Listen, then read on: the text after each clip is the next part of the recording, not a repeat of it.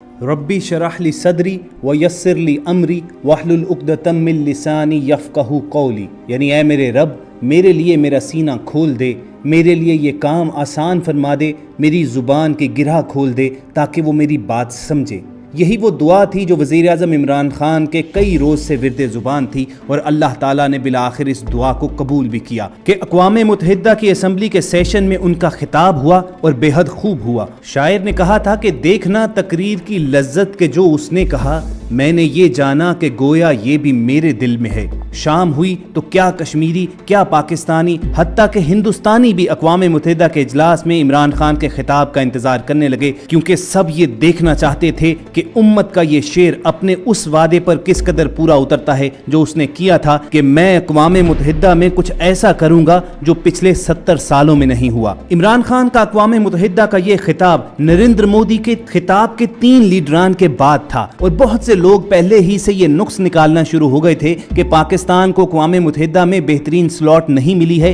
یہ عین اس وقت خطاب ہوگا کہ جب بہت سے لوگ لنچ کے لیے اٹھ گئے ہوں گے۔ انڈین میڈیا بھی اسی بات پر بغلیں بجا رہا تھا کہ پاکستان جب پوری دنیا کے سامنے اپنا مقدمہ ہی نہیں پیش کر سکے گا تو اسے حمایت کیا حاصل ہوگی۔ لیکن عمران خان نے تو پہلے ہی کہا تھا کہ ہم یہاں پر دنیا کی حمایت حاصل کرنے نہیں آئے ہیں، بلکہ عالمی ضمیر کو ٹٹولنے آئے ہیں۔ چاہے ایک بھی ملک ہمارے ساتھ نہ کھڑا ہو تو تنہا پاکستان ہی کشمیریوں کی وکالت کرے گا۔ عمران خان کی اس مچ اویٹڈ سپیچ کے چیدہ نکات آپ تک پہنچانے ہیں، مختصراً اس کا جائزہ لیں گے، لیکن آگے بڑھنے سے پہلے ہم سب کے تمام سامعین و ناظرین سے ایک گزارش کر دیں کہ آپ ریڈ بٹن پر کلک کر کے اور بیل آئیکن کو پریس کر کے ہمارے سبسکرائبر بننا مت بھولیے، تاکہ ایسی تازہ ترین خبروں پر بے لاگ تجزیے اور تبصرے آپ کو ہر وقت اور بر وقت ملتے رہیں۔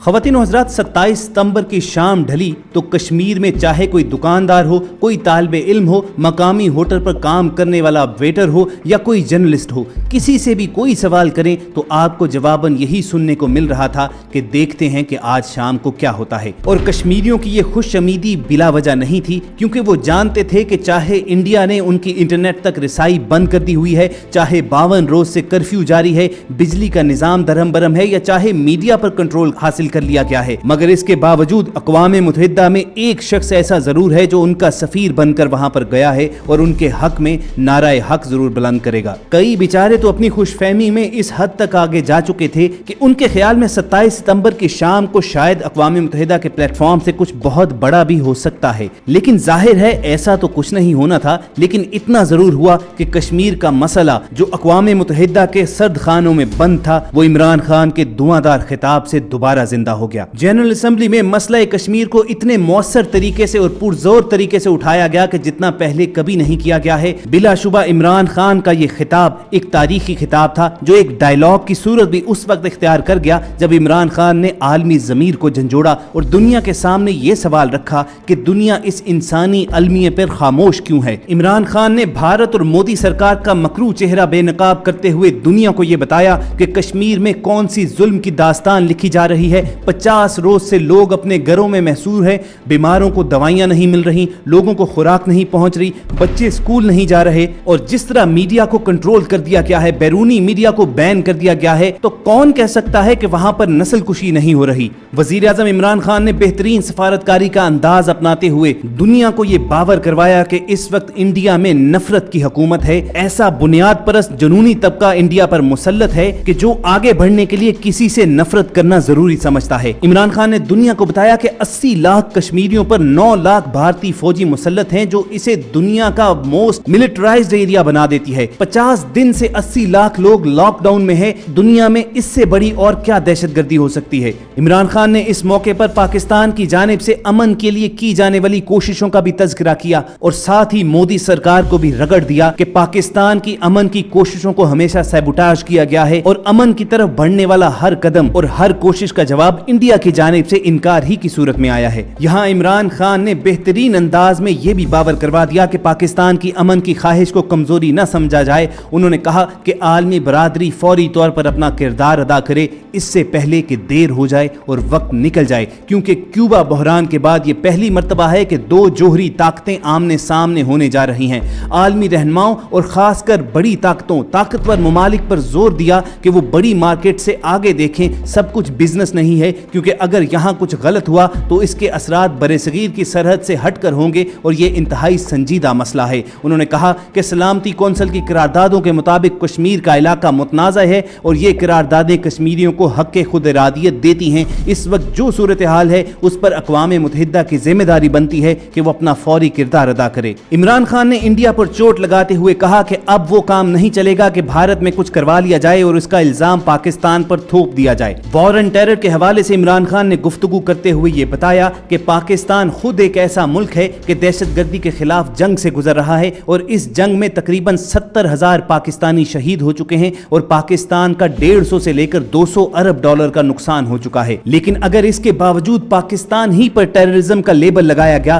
تو یہ بہت بڑی زیادتی ہوگی. عمران خان نے اسلامو فوبیا کا ذکر کیا کہ کس طرح اسلام مخالف جذبات لوگوں کو تشدد پر ابھار رہے ہیں اور دنیا میں جرائم میں اضافہ ہوتا جا رہا ہے. ان کی اس تقریر کے سیگمنٹ کا خلاصہ یہ تھا کہ یہ دنیا کی تاریخ شاہد ہے کہ جب بھی کسی طبقے کو دبایا جاتا ہے تو پسے ہوئے لوگ سخت ری ایکشن دیتے ہیں اور آج کل دنیا جتنی بھی شدت پسندی دیکھ رہی ہے اس کے پیچھے یہی سیاسی مسائل ہیں. انہوں نے مذہب کو دہشت گردی سے علیحدہ کرنے کی درخواست دی اور کہا کہ کسی بھی مذہب خصوصاً اسلام کو دہشت گردی سے ہرگز نہ جوڑا جائے. خواتین و حضرات, دیکھا جائے تو عمران خان کا یہ خطاب ہر لحاظ سے جامع خطاب تھا کہ جس میں انہوں نے کشمیر سے لے کر یعنی امت سے لے کر آزادی اظہار رائے کے نام پر اسلام مخالف جذبات کی بات کی. خواتین و حضرات, اگر بات کریں عمران خان کے خطاب کے ٹائمنگ کی تو عمران خان کی یہ تقریر نریندر مودی کے خطاب کے بعد تھی. انڈیا نے بڑی مکارانہ چال چلی کہ نریندر مودی کے خطاب میں بالکل بھی کشمیر کا ذکر نہ کیا جائے کیونکہ وہ کشمیر کو اپنا داخلی معاملہ قرار دیتے ہیں اور اسے کسی بھی صورت میں اقوام متحدہ میں ڈسکس نہیں کرنا چاہتے, بلکہ نریندر مودی نے مدبر ہونے کی ایکٹنگ کرتے ہوئے عالمی ایشوز کو ایڈریس کیا. نریندر مودی کے خطاب کا مقصد یہ تھا کہ انڈیا دنیا کی ایک اہم معیشت اور اقوام متحدہ کا ایک ذمہ دار ملک ہے, اسی لیے ہم عالمی ترقی, سلامتی اور دنیا کے امن کے معاملات پر اپنی توجہ مرکوز رکھیں گے اور دنیا کے دوسرے ممالک سے ہماری جو ایکسپیکٹیشنز ہیں ان کا ذکر کریں گے. اس طرح انڈیا نے چال چلتے ہوئے ایک کوشش کی کہ کشمیر کے معاملے کو انڈر پلے کیا جائے, اس مسئلے کو دبا دیا جائے, اٹھنے نہ دیا جائے.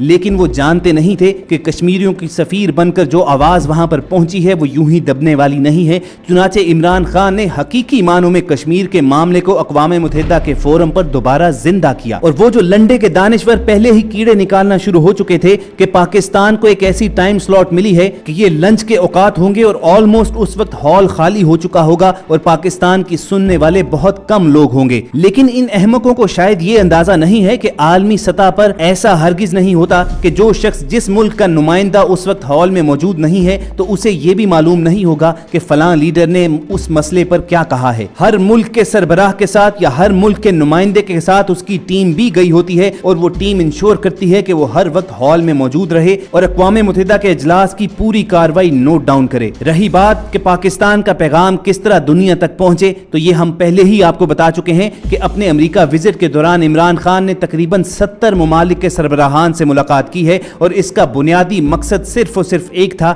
کہ کشمیر کے معاملے کو اٹھایا جائے, پاکستان کا موقف دنیا کے سامنے رکھا جائے اور دنیا کی حمایت حاصل کی جائے. جہاں تک بات رہی اقوام متحدہ میں ہونے والی تقریر کی تو اس میں کوئی شک نہیں ہے کہ یہ دنیا کا سب سے بڑا پلیٹ فارم ہے, مگر ایک لحاظ سے دیکھا جائے تو یہاں پر تقریر ایک رسمی کارروائی ہی ہوتی ہے کیونکہ دنیا کو پہلے ہی سے معلوم ہوتا ہے کہ کون سا ملک کس معاملے پر کیا سٹینڈ لیتا ہے. یہی صورتحال عمران خان کی بھی تھی کہ عمران خان اپنے دورہ امریکہ کی شروعات سے لے کر اب تک بڑے مدلل انداز میں بہترین طریقے سے امت کی, کشمیر کی اور توہین رسالت کے معاملے پر ایک مسلمان ہونے کی حیثیت سے وکالت کرتے آئے تھے. اور آپ یوں سمجھ لیجئے کہ دشمنوں کے تابوت میں آخری کیل اقوام متحدہ کے اجلاس میں ان کی تقریر تھی کہ جہاں انہوں نے اپنی اس پوری مہم کا خلاصہ نچوڑ کر رکھ دیا. اب آتے ہیں اس بات کی جانب کہ اس پوری مہم کا نتیجہ کیا ہوگا, پاکستان اور کشمیریوں کو فائدہ کیا ہوگا. اب ایسا تو ہرگز نہیں ہونا تھا کہ اقوام متحدہ میں عمران خان کی تقریر کے بعد کشمیر فوری طور پر آزاد ہو جاتا,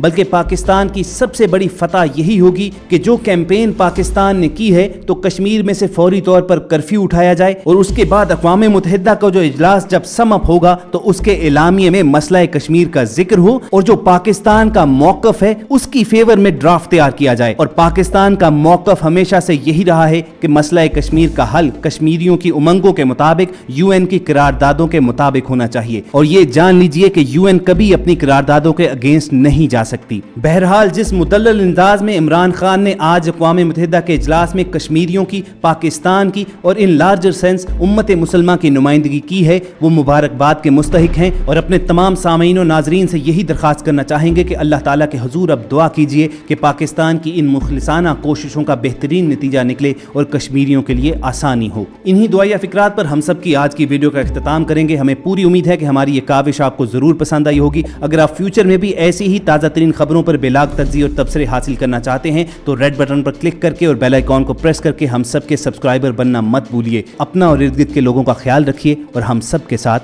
جڑے رہیے.